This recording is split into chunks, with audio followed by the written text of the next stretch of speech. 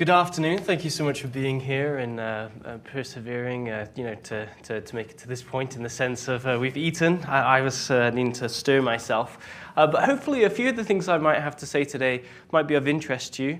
The material that I'm going to be talking about is taken from one of the chapters of my PhD, which is looking at the residential distribution and segregation of migrant communities in in England and Wales.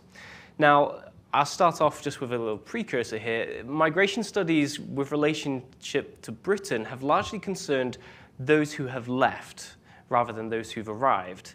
However, we know that throughout the 19th century, not only was Britain a place of transmigration, a kind of a stepping stone, as it were, for many Europeans coming to America, it was also a place of settlement for people from around the world, largely spurred and influenced by the British Empire.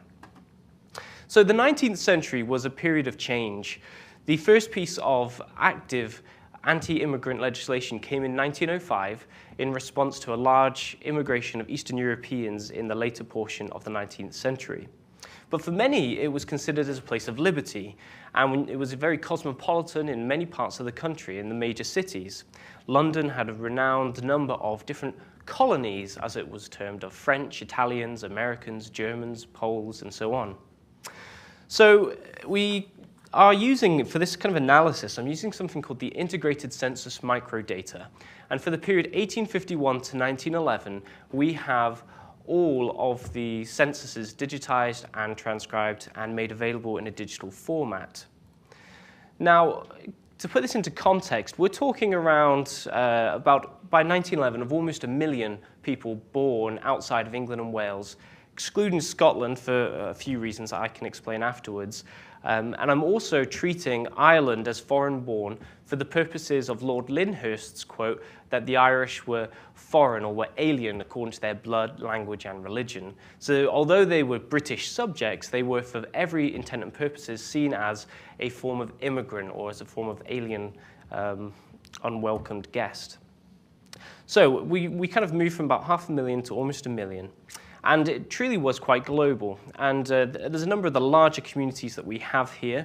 For the purposes of the audience today, you might be interested to see that by 1911, we had almost 40,000 people born in the United States living in England and Wales. And when we think about the soon-to-be union between your country and my own with Meghan Markle, we can see that there's a long-running relationship there. And I can talk a little bit more about who those 40,000 people were and what they were doing there.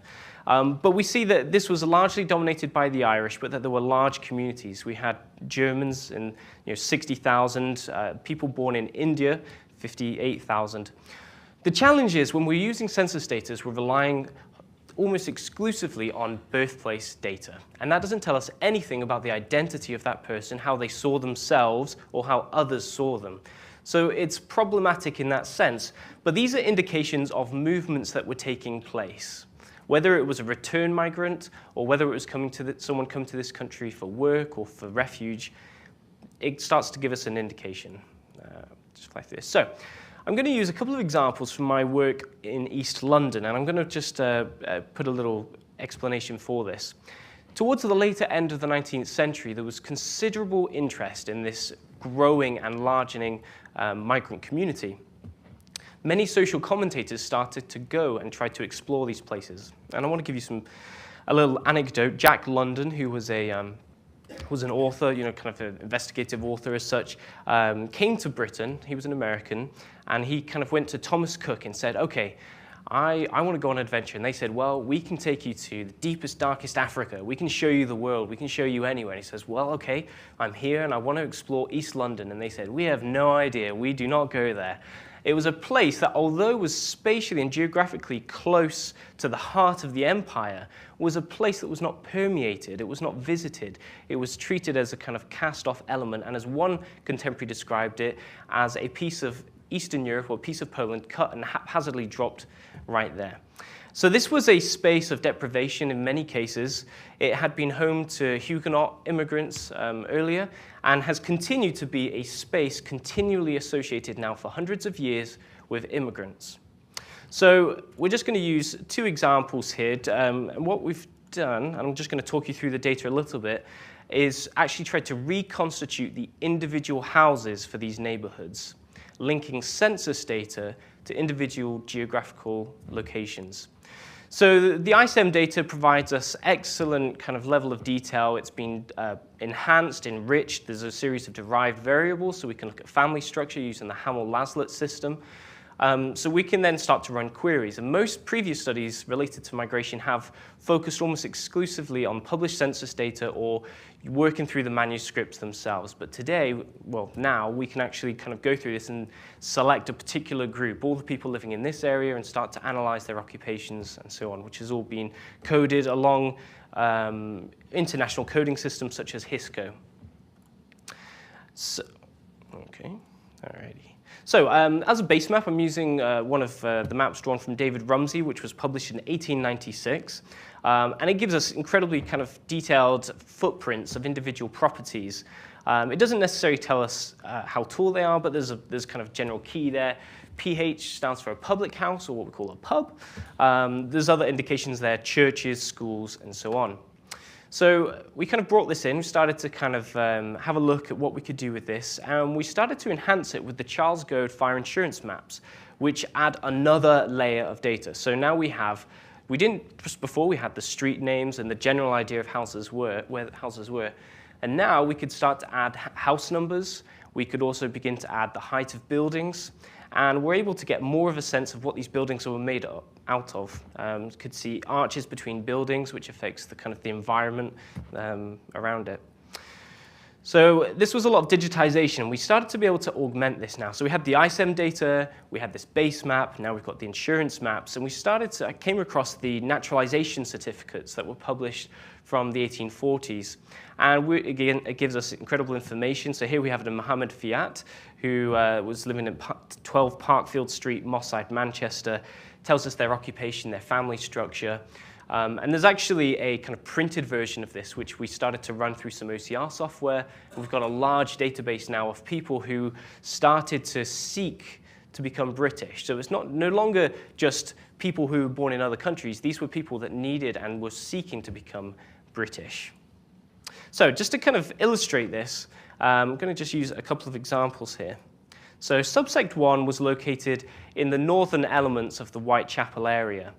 And what we were able to do is to start to kind of break it down on the individual houses. So there was a lot of linkage here between house numbers, the address data from I-CeM, populating it with the individuals. But we were able to see these patterns kind of emerge where we had areas that gradually and incrementally increased in their density of foreign-born persons. And we found, and I could go in a bit more depth with this afterwards or in the questions, certain patterns that start to emerge. So we had the Romanians choosing to live next to each other. There was a degree of redlining that seemed to take place. Certain landlords didn't seem to let any kind of immigrants move into that neighborhood. But there was a kind of clustering effect that took place.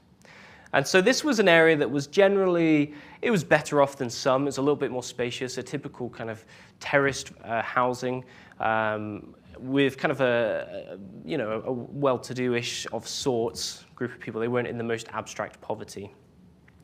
To contrast that, though, I'm going to use a second subtext, which is if anyone's a Ripper fan or interested in Jack the Ripper, Dorset Street was one kind of the area where victims were found, and this was an area that was far more deprived, and we see a completely different pattern take place. So initially, we kind of find a concentration of immigrants kind of in smaller alleyways, this kind of clusters, and again, I'm just going to fly through this. But then eventually, these kind of areas start to change. They start to move to other areas, and actually, there's links. So police reports in Underwood Street in subsection 1, they started to raid some of these illegal gambling houses, and they found a lot of people, and they took their addresses and found that they lived here. So there's this kind of linkage between areas as immigrants were starting to try and move to different parts of the nearby area. And kind of these patterns kind of help us to understand that, although these people may have been spatially segregated, they were seeking to become socially mobile. They weren't wanting just to stay in that particular area. They were wanting to move out. They were wanting to go into different areas. And you see this general kind of emergence, these waves kind of spreading out.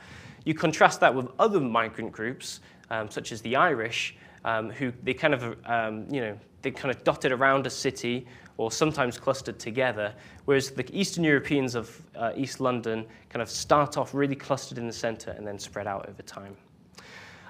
So this is kind of building on a piece of work that, this map was produced in 1900. The subject of migrant segregation is not new. If anything, it's got complete relevance for our society today as we seek to integrate and accommodate and assimilate other migrant communities and kind of learn from that. But obviously, we have some large problems with the fact that we have these divides, and understanding how certain migrant groups manage to make that journey from kind of segregated, restricted community to becoming integrated into the community is essential. So I think I'm out of time, but I'll finish there. So thank you very much.